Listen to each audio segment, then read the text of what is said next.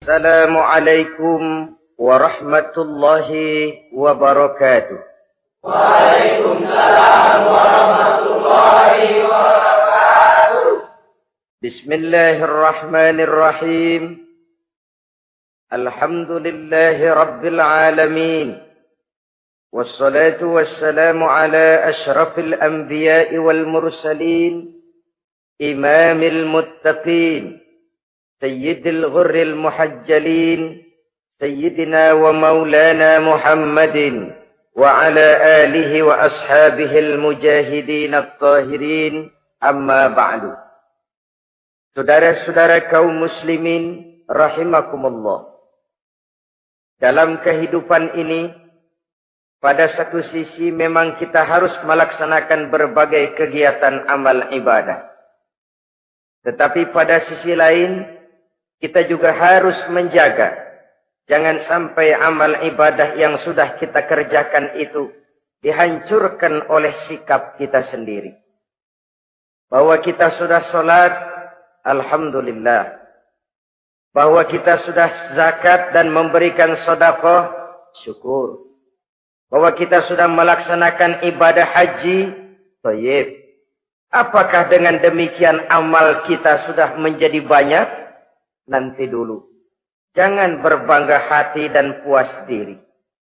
Pada kesempatan yang berbahagia ini, saya ingin menyampaikan satu hadis yang diriwayatkan oleh Imam Ad-Dailami, di mana Rasulullah sallallahu alaihi wasallam pernah bersabda, "Sittatu asya'in tuhbitul a'mal."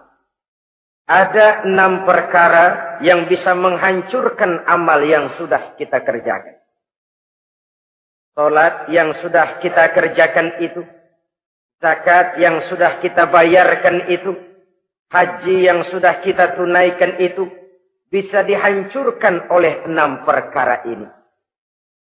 Nanti di akhirat, pada saat setiap orang menunggu pahala dari ganjaran amal yang ia kerjakan di dunia ini, kita menanti dan menanti, ya Rabb, mana amal kebaikan saya?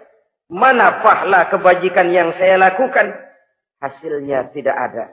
Amal yang kita kerjakan dihancurkan oleh sifat-sifat yang akan kita kemukakan pada pertemuan kali ini.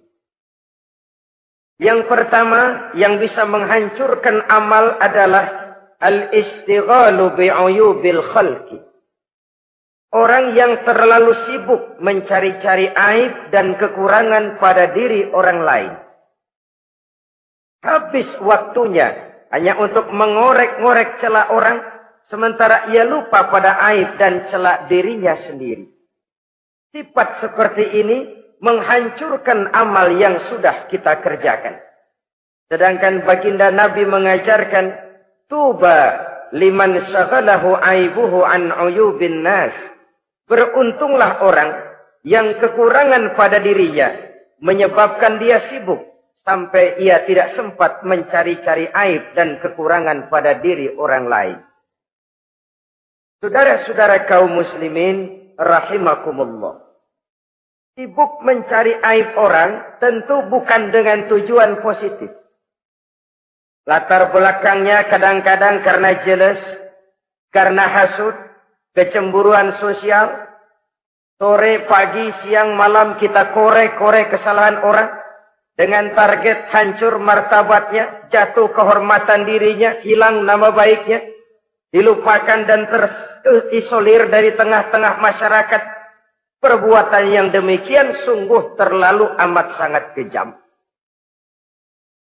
Salat kita, puasa kita, haji kita bisa dihancurkan jikalau kita terlalu sibuk mencari-cari aib orang lain. Muslim dengan muslim itu bersaudara. Kalau kita menganggap muslim yang lain adalah saudara kita, maka aibnya adalah aib kita, kekurangannya juga adalah kekurangan kita. Pada saat kita melihat pada dirinya terdapat kekurangan, tugas kitalah menutupi. Ini yang dijamin oleh Nabi, man satara musliman satarahullahu fid dunya wal akhirah. Siapa yang menutupi aib dan celah orang-orang beriman, Allah akan menutupi aib dan celaknya di hari akhirat nanti. Zaman sekarang, zaman gosip. Zaman sekarang, zaman isu. Sehingga hal yang 1 meter pun dapat jadi 5 meter. Yang 5 meter dapat saja menjadi 10 meter. Kita sibuk membumbui hal-hal yang kita tidak tahu duduk perkara yang sebenarnya. Bahkan lebih celaka, kadang-kadang kita malah sok tahu. Memberikan vonis dari sudut pandang kita sendiri. Adalah tidak bijaksana jika kita mengukur baju orang lain dengan badan sendiri. Baju orang lain kita ukur pakai badan kita. Tentu saja enggak pas. Begitulah. Terlalu sibuk mencari-cari aib orang lain. Menghancurkan amal ibadah yang sudah kita kerjakan. Na'udzubillah. Summa na'udzubillah. Kadang-kadang hadir majelis taklim di pengajian. Ngaji setengah jam. Ngomongin orang 2 jam setengah. Tekor, defisit. Belum bergeser dari majelis taklim. Ini kan penyakit rohani. Di mana kedudukan kita antara sesama muslim bagaikan satu tubuh. Kalau yang satu sakit, yang lain ikut merasakan sakit. Yang satu terhina, yang lain ikut merasakan terhina. Jadi pada saat kita melihat aib orang lain, kita ceritakan di mana-mana, kita bongkar di mana-mana. Tentu satu hal yang jelas, kita tidak senang kepada orang itu. Kita tidak senang kepada orang itu. Dan kalau sudah tidak senang, maka fungsi persaudaraan bisa berubah menjadi permusuhan.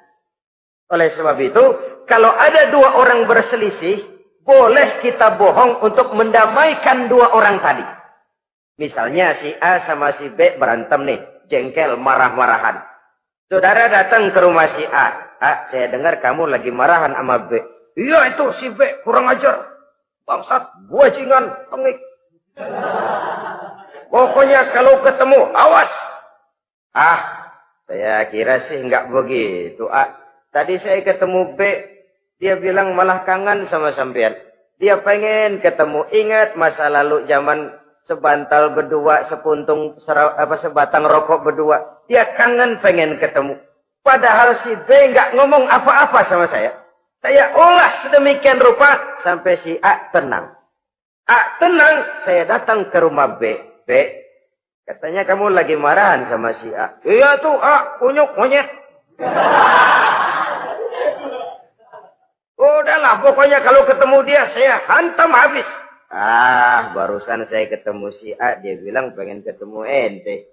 Pengen ngobrol kayak dulu, mengembalikan keharmonisan yang hilang, mengembalikan kehangatan persaudaraan yang lenyap. Si A tenang, si B adem. Kenapa? Karena bohong saya. Kesana saya ademin, kesini saya ademin. Jenis bohong seperti ini berpahala. Kenapa? Tujuannya mendamaikan orang yang sedang berselisih. Tapi kan orang bermental seperti ini jarang. Yang banyak kan tukang kompor sekarang. Taruh angetin sini, angetin murub deh. Kata sama A, lu marahan sama B. Iya, gue kesel banget sama B. Emang? Wow. Diemang-emangin. Oh, udah dah. Pokoknya gue mah kalau jadi elu takut sama si B. Gue buka celana, gue pakai rok deh. Si A panas. A panas, datang ke rumah B. Komporin lagi. Dua-duanya panas, koslet, terjadi perkelahian. Biang iblisnya tukang kompornya. Sampai untuk mendamaikan 2 orang yang berselisih. Diizinkan berdusta. Kenapa? Prinsip Islam itu Islam. Mencari jalan damai. Bukan mengeruhkan suasana. Inilah realitas di tengah-tengah masyarakat. Enakan ngomporin daripada nyiramin. Enakan manasin daripada mendamaikan 2 orang yang sedang berselisih. Apalagi kalau kita punya kepentingan. Main nimbrung aja kayak toge. Kagak ngerti urusan. Nyampur aja nyampur. Toge kan begitu. Toge ada laksa nimbrung. Ada gado-gado ngikut. Ada kredok masuk.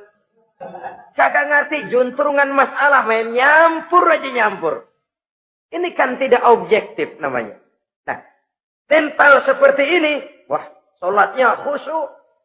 Zakat bayar, sedekah iya. Tapi kalau suka cari-cari aib orang, jembreng kesalahan orang di mana-mana, sholatnya, puasanya, hajinya bisa dihancurkan oleh mental yang seperti ini. Jangan bangga-bangga, sholat saya sudah banyak, puasa saya hebat, mantap, haji saya tiap tahun mondar-mandir ke Mekah. Tapi kalau mental seperti ini masih ada, waspadalah. Amal yang kita kerjakan bisa hancur oleh mental, sikap mental kita sendiri. Ini yang pertama. Yang bisa menghancurkan amal, terlalu sibuk mencari-cari aib orang lain. Satu. Yang kedua, saudara-saudara, wa qaswatul qalbi. Orang yang hatinya keras, tidak mempan diberikan nasihat. Baik nasihat yang datang dari luar dirinya, ataupun nasihat yang datang dari dalam dirinya. Hatinya keras. Dikasih muka tembok, kulit badak, kuping kebo. Makhluk apa namanya itu? Wallahu a'lam. Rai gedek. Pantas ya kalau kita lihat sejarah, Islam itu turun di semenanjung Arabia. Sebagai test case. Masyarakat Arab 14 abad yang lalu dikenal keras, kasar, brutal, primitif. Dari berbagai aspek kehidupan. Standar, kalau di tengah masyarakat yang begitu keras Islam berhasil, masyarakat lain lebih mudah masuk. Rasulullah diutus di Cianjur, lalu dakwahnya sukses, saya nggak kagum. Paling-paling datang Nabi ke Cianjur disambut dengan ramah. Enggak, Rasul. Ayo nama kumaha Rasul wae, ayo nama. Pasti aman, damai, tidak ada cerita perang.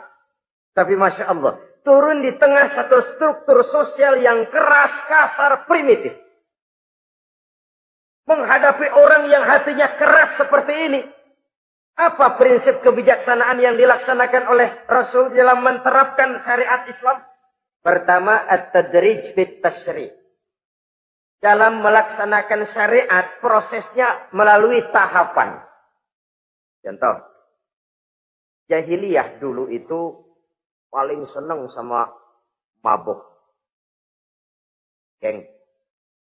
Binteler. Oh, jahiliyah itu kalau sudah mabuk nggak cuma minum, mandi pakai arak. Subhanallah, mandi pakai arak. Menghadapi masyarakat yang seperti ini, apa strategi syariat Islam? Mula-mula ayat yang turun. Yas'alunaka 'anil khamri wal maisir. Qul fihima ismun kabirun wa manafi'un linnas. Mereka bertanya kepada Muhammad tentang arak. Katakan, arak itu ada manfaatnya, tapi juga ada bahayanya. Bahayanya lebih besar daripada manfaatnya. Tidak diharamkan dulu, tidak. Cuman dikasih ten. Teler emang enak. Oh, melayang ke langit. Cuman ada bahayanya. Bahayanya lebih besar daripada manfaatnya. Dikasih gambaran, dikasih sen. Tidak diharamkan mutlak dulu, tidak. Bertahap dikit dulu. Nih. Urusannya begini nih. Ada manfaatnya, tapi ada bahayanya. Bahayanya lebih besar daripada manfaatnya. Jak rasio berpikir. Setelah tahu bahayanya lebih besar, kan dikit-dikit mulain jauh. Mulain ngurangin, jaga jarak. Setelah ada jarak, turun peringatan kedua. La taqrabus salata wa antum sukara. Jangan dekati salat kalau kamu lagi mabuk. Salat sehari semalam 5 kali. Berarti 5 kali mereka harus jaga diri. Jangan sampai mabuk. Makin jauh. Setelah jauh sekali, kira-kira tidak goyah, turun vonis. Innamal khamru wal maisir wal ansab wal azlamu rijsun min amali syaitan fajtanibu la'allakum tuflihun. Arak itu najis, kotor, perbuatan setan. Jauhi. pasti kamu akan beruntung. Baru timbul hukum haramnya. Orang udah nggak kaget. Kenapa? Pagi-pagi udah dikasih sen. Bahayanya lebih besar. Kalau sholat jangan, kalau mabuk jangan mendekati sholat. Makin jauh. Ini tahapan. Sama juga kita kan. Begitu jemprol lahirnya cuman susu ibu. Gedean dikit sang Ambon. Kan gitu. Gedean dikit pisang ulek. Gedean dikit nasi. Udah gede bener jengkol jijelin.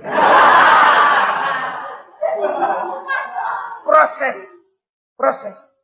Coba bayi begitu lahir kasih pisang batu, tenggeng.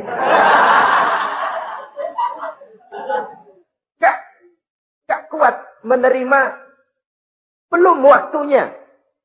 Ini proses yang dilaksanakan oleh strategi syariat Islam untuk mengobati penyakit qaswatul qalbi ini. Keras hati. Syariatnya bertahap. Tidak drastis. Tidak kalau sudah begitu ya mesti begitu. Tidak. Konsep kedua. Taklilut takalif. Menyedikitkan beban. Coba kita lihat. Seluruh konsep agama. Kalau kemampuan melaksanakan perintah berkurang. Stressing perintahnya ikut turun. Angkat tuh beras 100 kilo. Nggak kuat pak. 30 kilo dulu deh. Ntar balik lagi. Lama-lama juga habis. Ini konsep untuk mengobati qaswatul qalbi. Bertahap. Semua perintah agama itu begitu. La yukallifullahu nafsan illa wus'aha. Allah tidak memberikan beban kecuali sesuai dengan kemampuan yang dimiliki oleh seseorang. Kalau kemampuan melaksanakan perintah berkurang, stres perintahnya juga ikut menurun. Sholat wajib diri. Kalau mampu. Gak bisa pak sholat berdiri. Sholat dengan berbaring.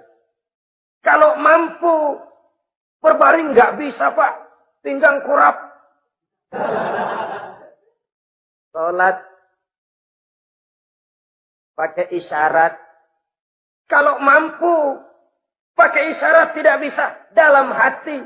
Setiap kemampuan melaksanakan perintah berkurang. Stres perintahnya juga menurun. Taklilut takalif. Ini juga salah satu strategi. Mengantisipasi kerasnya hati. Nah. Konsep yang ketiga dari syariat. Al-musawat bainan nas fi takalifil ahkam. Persamaan terhadap manusia di dalam berhadapan dengan hukum Allah. Kadang orang yang hatinya keras itu, logikanya jalan, ngukur suasana. Gimana sih lu? Menggerib kagak bawa ke masjid? No, yang Pak Haji masih di perapatan. Yang Pak Haji disebut. Itu kan cenderung orang begitu. Kalau dia nyolong ayam, dia tunjuk orang yang nyolong kambing. Ini apologi namanya. Kenapa lo nyolong ayam? No, yang maling kambing urusin. Gedean. Apologi. Lah kapan mau beres kalau begitu? Tidak introspeksi, tidak self-correction. Itu apologi. Untuk menutupi kelemahan diri, menunjuk kesalahan orang lain yang lebih besar. Itu kan nggak jantan namanya. Apologi. Tidak ada sifat untuk memperbaiki diri sendiri. Karena kecenderungan ini ada, Islam menutupi itu. Dengan apa? Semua manusia sama dalam berhadapan dengan hukum Allah. Gak ada iri hati dalam hukum Islam ini. Salat wajib. Wajib. Bagi siapa? Yang sudah balik dan mampu. Terhadap semua strata. Jenderal wajib, kopral wajib. Apalagi hansip.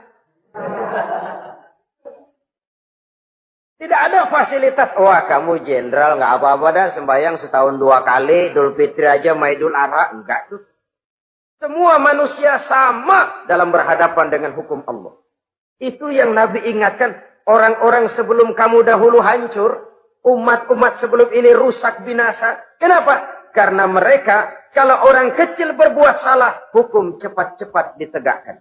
Tapi kalau yang besar berbuat salah, mereka diam pura-pura tidak tahu. Jadi apa ini? Yang namanya mafia peradilan, bukan cuma zaman ayeuna. Sejak zaman sebelum Islam, Nabi sudah mengingatkan. Mereka dahulu hancur. Kenapa? Kalau orang kecil berbuat salah, hukum buru-buru ditegakkan. Ramai-ramai dikeroyokin. Giliran yang gede berbuat salah, diam pura-pura enggak tahu. Hukum pakai pandang bulu. Saudara-saudara kaum muslimin, rahimakumullah.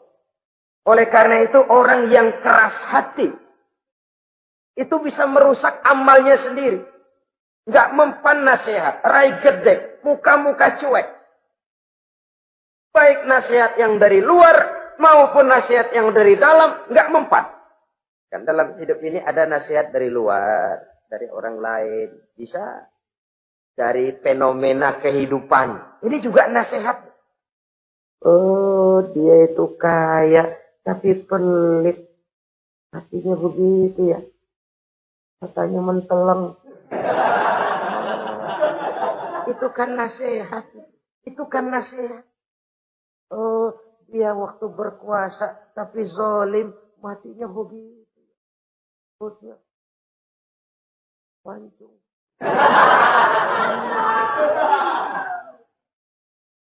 Fenomena kehidupan yang kita lihat, yang kita dengar, yang kita saksikan, itu semuanya bisa nasihat.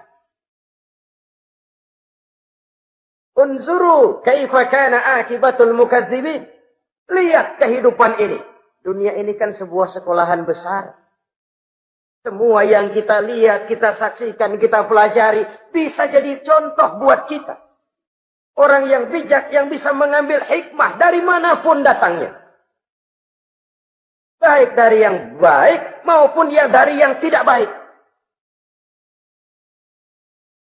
Saudara-saudara kaum muslimin, rahimakumullah. Nasihat yang datang dari luar. Dari orang atau dari fenomena kehidupan. Atau nasihat yang tumbuh dari dalam diri sendiri. Perubahan organisme tubuh. Itu kan nasihat. Ya Allah. Sekarang cantik jelita. Iya, sedang sweet 17-an. Rambutnya hitam, ikal berderai. Iya, semua memuja, memuji. Alisnya katanya laksana semut beriring. Dagunya bak pauh dilayang. Kalau dia senyum, semua orang terpesona. Sekarang 50 tahun yang akan datang, coba senyum, kabur orang. Fenomena kehidupan. Apa yang tidak berakhir? Kenapa harus keras hati?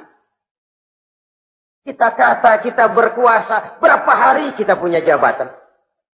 Kita kata kita kaya, berapa banyak harta kita? Kita kata kita alim, kita tahu. Apa yang kita tahu dari semesta jagat raya ini? Lalu apa yang tidak berakhir? Korun yang katanya kaya, mati itu. Fir'aun yang katanya gagah, mati. Napoleon Bonaparte, the Lion of Europe, singa daratan Eropa, mati. Saking mati, mati.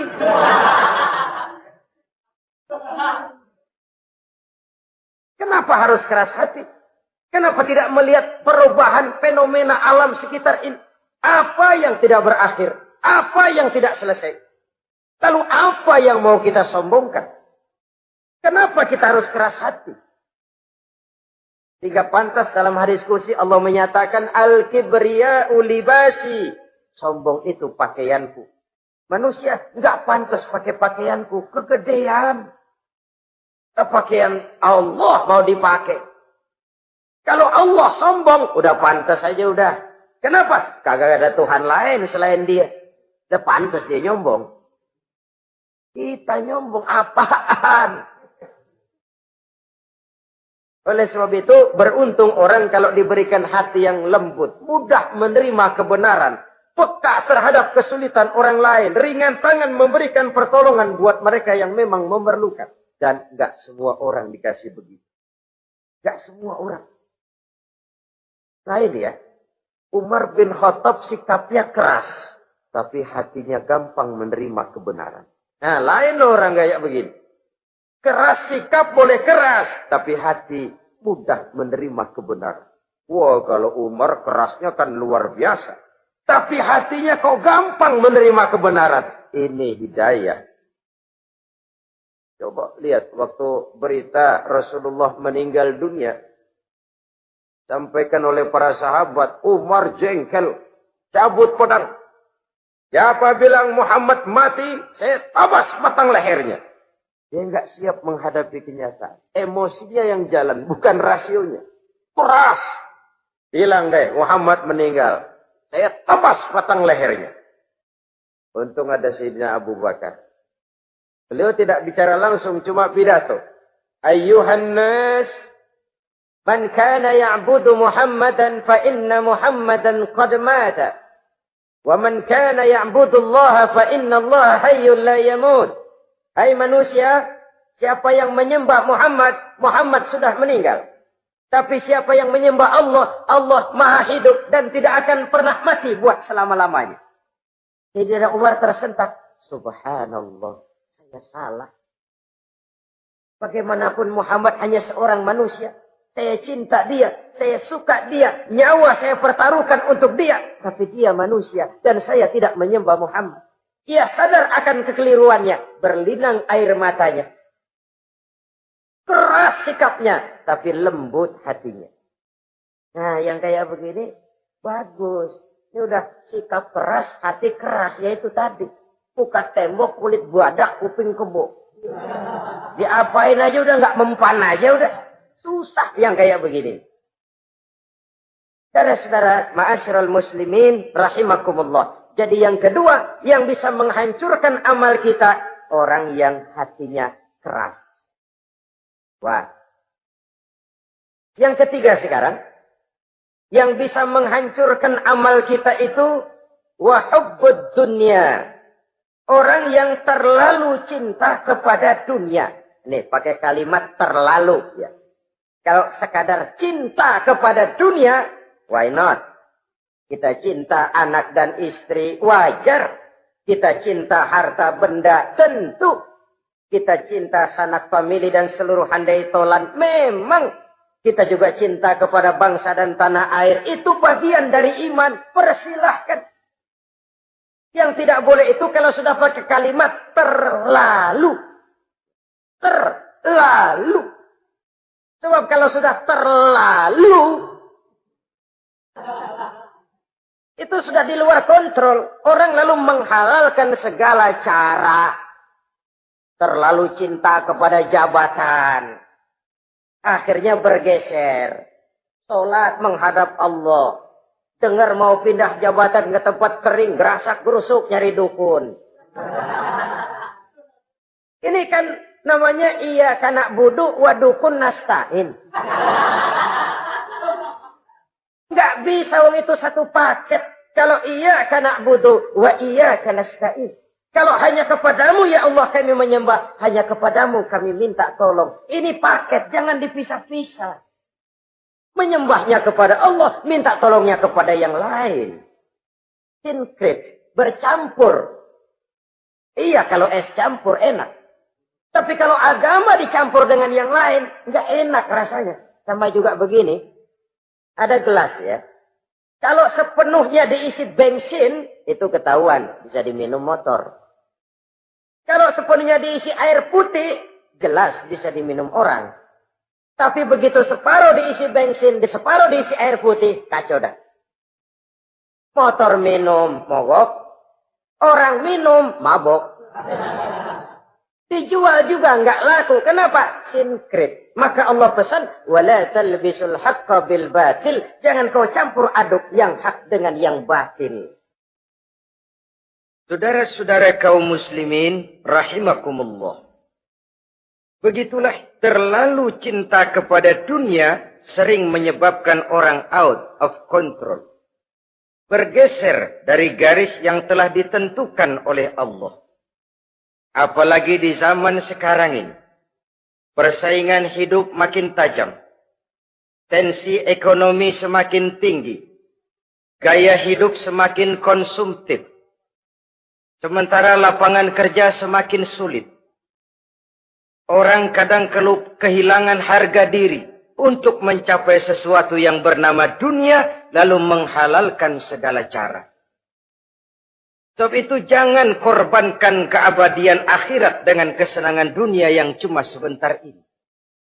Jangan sia-siakan keabadian akhirat dengan kesenangan dunia yang kadang fata morgana ini. Cintailah dunia, tapi sekadarnya saja. Sebagai ladang untuk menanam bagi kepentingan di akhirat nanti. Terlalu cinta kepada dunia bisa menghancurkan amal yang sudah kita kerjakan. Ini yang ketiga. Yang keempat, waqillatul haya. Orang yang sedikit rasa malunya. Rasa malu merupakan bagian daripada nilai-nilai keimanan. Apabila rasa malu berkurang, artinya nilai iman juga ikut menurun.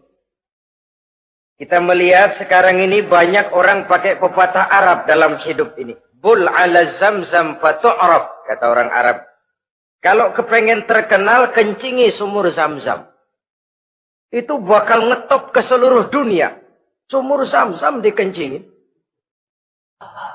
Itu akan terkenal ke seluruh dunia. Terkenal apanya? Terkenal gilanya. Jadi apa maksud pepatah ini? Kalau pengen cepat terkenal, bikin yang aneh-aneh. Yang orang lain nggak kerjain, kerjain. Yang orang lain nggak pakai, pakai. Nanti kan aneh, dilihat orang. Kalau dilihat orang kan cepat ngetop. Pantas apa tidak nomor 18. Yang penting terkenal aja dulu dah. Artinya apa? Rasa malu dikuburin. Rasa malu disingkirin. Kalau sudah sedikit rasa malu, tidak terhalang melakukan perbuatan-perbuatan yang negatif. Satu contoh. Tujuan utama diperintahkan berpakaian itu kan menutup aurat. Tapi Rasul pernah mengatakan, satu saat nanti akan muncul perempuan nisa'un kasiyat, ariyat, ma'ilat, mumilat, ru'usuhunna ka'asnimatil bukhtil ma'ilat.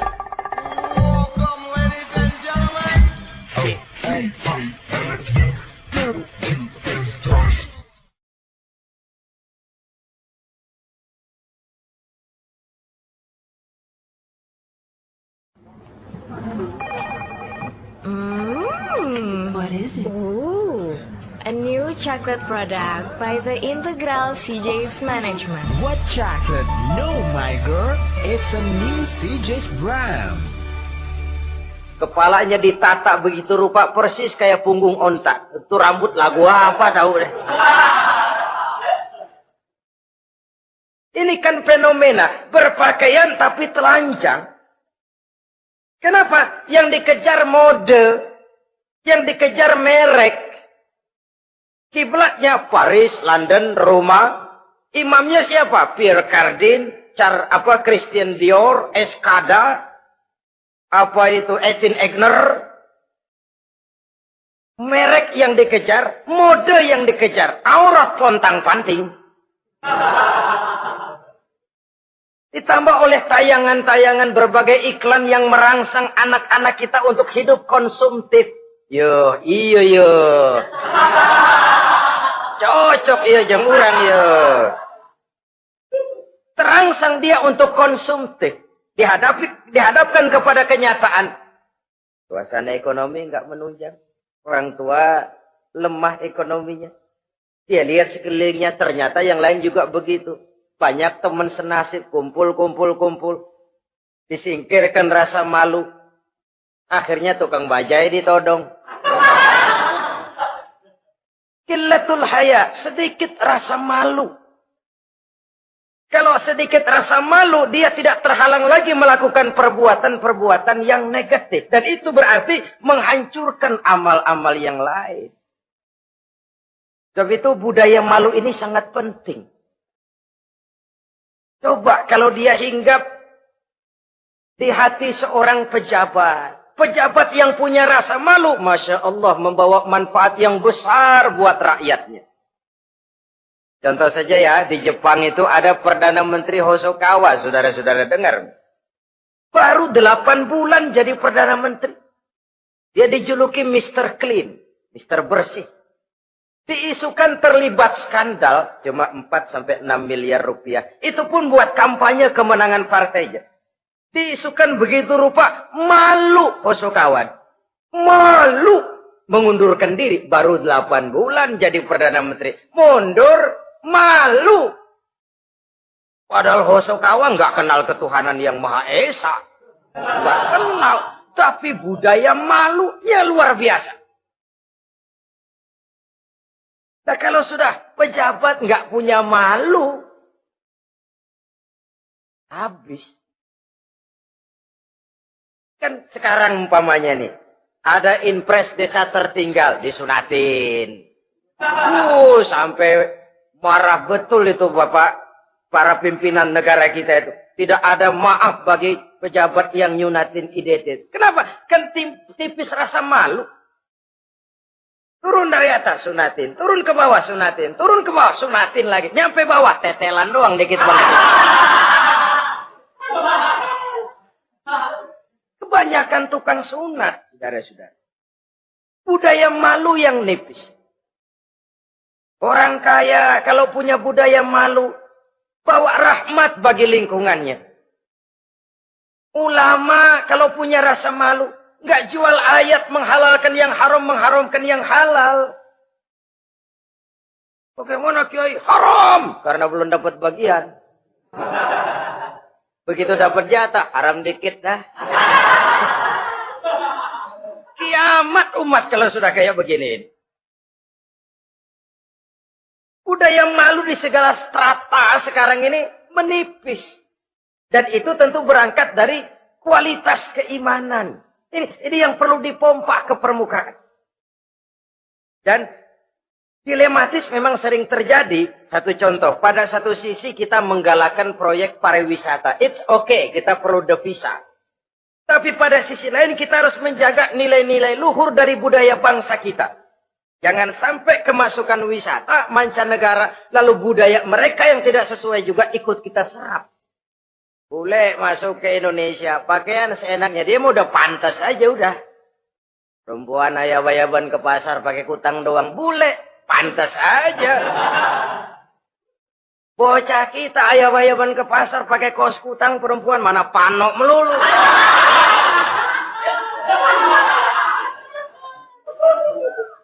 Menipisnya budaya malu. Ada standar. Bahwa mode, hal kedua. Merek apalagi. Yang pertama itu menutup aurat. Dari sisi berpakaian saja. Kalau anak-anak kita diracuni oleh yang namanya mode, diracuni oleh yang namanya merek, dia akan terbuai hidup dalam alam kepalsuan.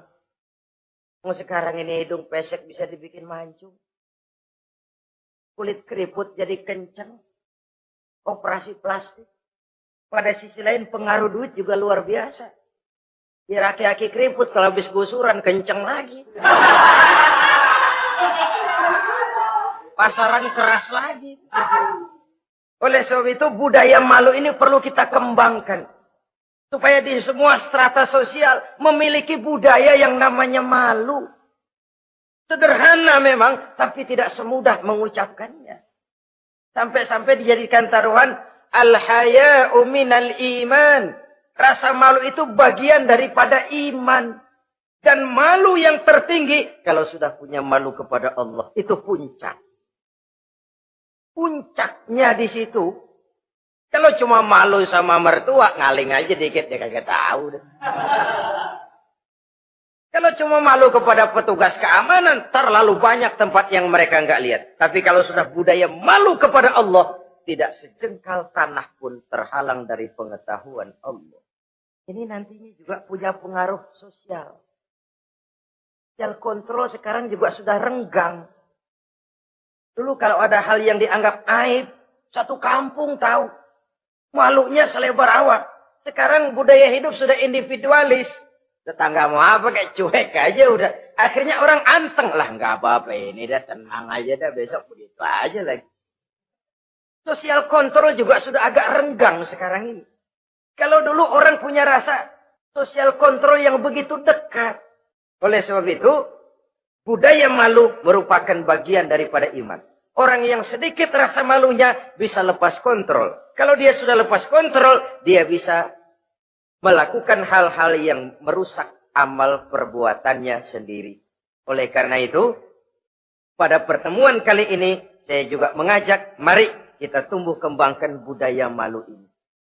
Saudara-saudara kaum muslimin, rahimakumullah. Yang kelima, yang bisa menghancurkan amal kita, watulul amal. Orang yang terlalu panjang angan-angannya. Hidup dalam bayangan. Kakinya tercabut dari alam realitas. Mengharap burung terbang tinggi, tapi punai di tangan cepat-cepat dilepas. Akhirnya burung di tangan terlepas, punai juga tidak datang. Terlalu panjang angan-angan. Hidup cuma nunggu keajaiban. Yang diwiridin jikalau. Orang sudah kemana-mana dia masih anteng. Jikalau andai kata umpama misalnya.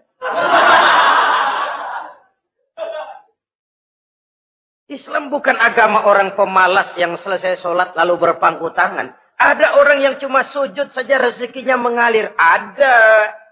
Ada orang yang cuma munajat di keheningan malam. Rezekinya mengucur. Ada. Tapi kan bukan kelas kita.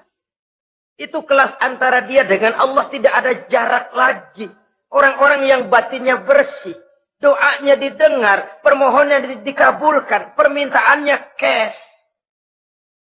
Kalau kita bisa bayang cuma nadah doang, nggak mau usaha, paling banter orang undang tahlil kita.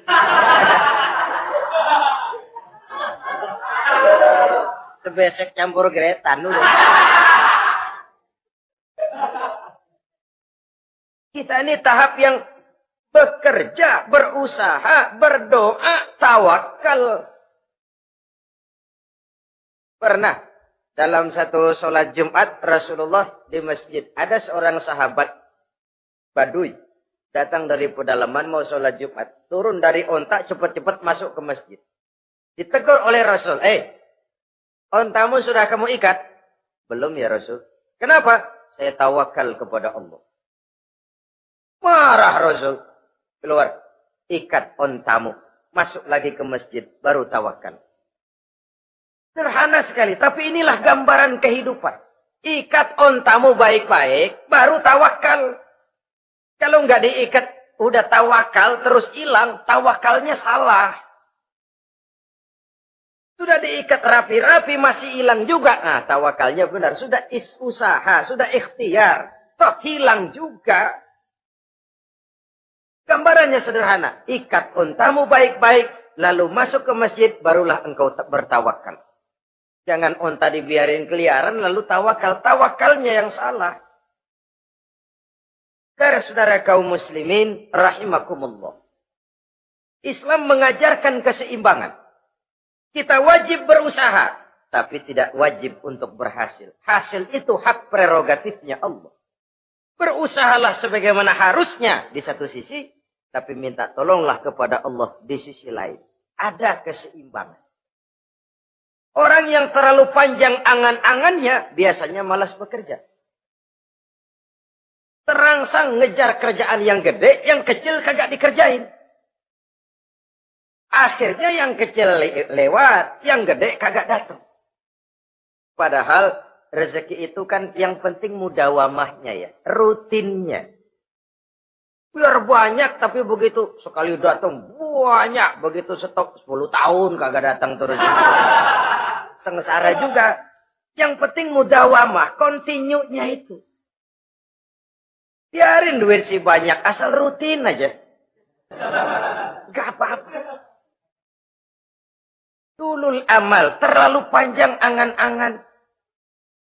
Hidup di alam bayangan. Terlepas kaki dari akar kenyataan. Hidup ini kan kenyataan, harus dihadapi secara nyata. Islam ini agama yang wajar. Hiduplah secara wajar. Jangan melakukan sesuatu yang memang bukan makom kita di situ. Artinya apa? Kalau memang kita cangkir, lalu minta air seember, kan lebihnya mubazir. Cangkir minta air diisiin seember. Buat apa lebihnya? Bukan makom kita. Jangan tercabut dari akar kenyataan. Siapa sih kita ini? Jangan ibadah baru ala kadarnya, sikap udah kayak wali.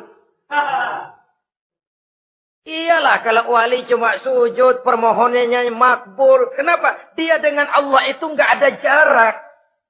Kita, lapisan dosa kita yang bikin jarak. Makanya sering dijelaskan ya. Kalau ada hadis, siapa yang baca Bismillahirrahmanirrahim, dia lewat di atas air, beku itu air, dia bisa jalan di atas air. Bismillah saja bisa jalan di air. Tapi kan soalnya kemudian bismillahnya orang yang bagaimana? Model kita, maaf lah, 1000 kali baca bismillah, lewat di empang, tenggelam kita. Bukan bismillahnya yang lain. Yang baca mentalnya, pribadinya yang lain. Makom kita belum di situ. Kalau memang makom kita masih harus berusaha. Bahwa nanti Allah berikan rizki lewat jalan yang tidak kita sangka-sangka. Itu sih urusan Allah. Itu sih haknya Allah. Tapi urusan kita harus berusaha sebagaimana harusnya kita berusaha. Ya, emang jodoh dari Tuhan, apanya pakai nyari, nanti juga aja datang cuma nenek-nenek kali.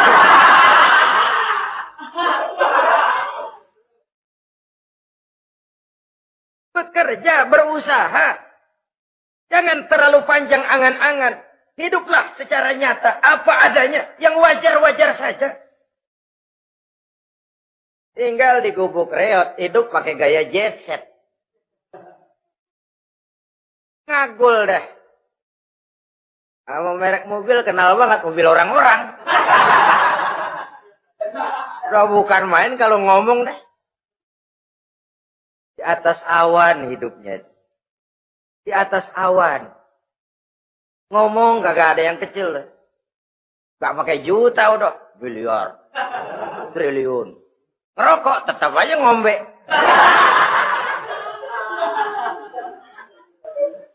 Silahkan mengharap burung terbang tinggi. Tapi punai di tangan jangan dilepas. Realitas apa? Idealisme boleh terbang setinggi langit. Tapi kaki tetap berpijak di alam realitas. Ayo kita ngambil contoh dari Rasulullah SAW. Rasulullah itu kan dikasih mukjizat. Fasilitas. Tapi nggak ngandelin. Buktinya apa? Nabi hijrah ke Madinah. Itu kan manusia. Posisi kita terjepit. Ayo hijrah, berangkat. Gak ngandelin Tuhan. Pojok ini dikepung. Kirim dah apaan kayak biar pada mampus nih orang ini. Enggak tuh. Enggak. Walaupun beliau punya mukjizat. Tapi enggak ngandeli. Kenapa kita enggak lihat itu? Perang Uhud kalah. Berlumur darah dari kakinya yang mulia itu. Kalau ngandelin mujizat, apa pantas Nabi kakinya sampai berdarah? Apa pantas sampai kalah? Kenapa enggak rekes, simsalabim, hancur musuh? Tidak, beliau tidak tercabut dari akar kenyataan. Beliau manusia, hidup dan berjuang secara manusiawi. Perkara Allah mau kirimkan mukjizat, itu haknya Allah. Waktu di Taif, saudara masih ingat. Dilontari dengan batu. Menghindar ke kebun anggur. Turun malaikat Jibril. Muhammad. Innallaha amaroni an uti'ak. Allah perintahkan saya datang menemuimu di sini. Untuk mendengar komandomu. Sekarang apa mau kamu? Kalau mau kau orang Taif yang melontari kau dengan batu hancur. Saat ini saya angkat Jabal Uhud. Saya timpakan mereka biar mati semua. Bagaimana? Dalam keadaan terpojok. Dilemparin batu, dikeroyokin, menghindar ke kebun anggur. Turun Jibril nawarin bantuan. Apa jawab Nabi? Jangan Jibril. Jangan. Saya diutus bukan buat ngancurin orang. Saya ini rahmah bagi alam. Tapi kamu disambitin. Biarin. Saya berjuang jangka panjang, Jibril. Kalau sekarang mereka ingkar, barangkali nanti anak-anaknya mau beriman. Saya tungguin anak. Kalau anaknya kafir lagi Muhammad, cucunya. Oh susah Muhammad, susah. Kenapa? Bagaimana bapak, begitu anak. Gak begitu. Lalu mau kamu apa?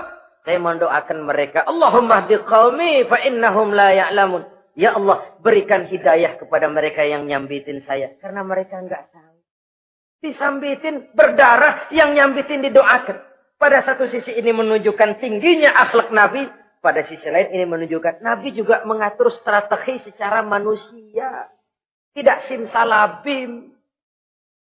Tidak tercabut dari akar kenyataan. Padahal kita kalau lagi kepepet, ada yang nolongin, demen banget. Kali mah kalau kita yang jadi Nabi tuh, disambitin orang, turun Jibril, bagaimana hancurin? Sikat Jibril dah. Habisin aja, habisin. Hijrah ini usaha ikhtiar manusiawi. Perang kalah manusiawi.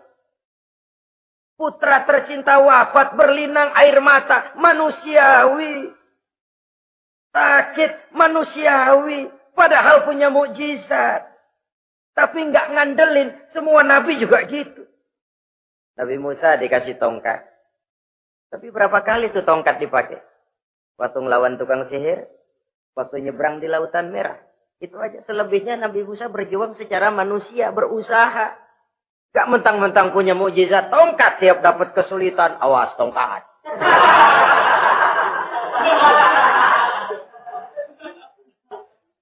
Utuh manusiawi. Nah, ini Rasul. Kenapa kita nggak lihat itu? Kenapa kita lalu tercabut dari akar kenyataan dan hidup dalam khayalan? Sampai di satu anekdot yang menyentuh. Sekarang ini akibat tayangan-tayangan televisi begitu rupa. Ada seorang bapak ditanya sama anaknya. Pak, Tuhan sama Batman kuatan mana sih?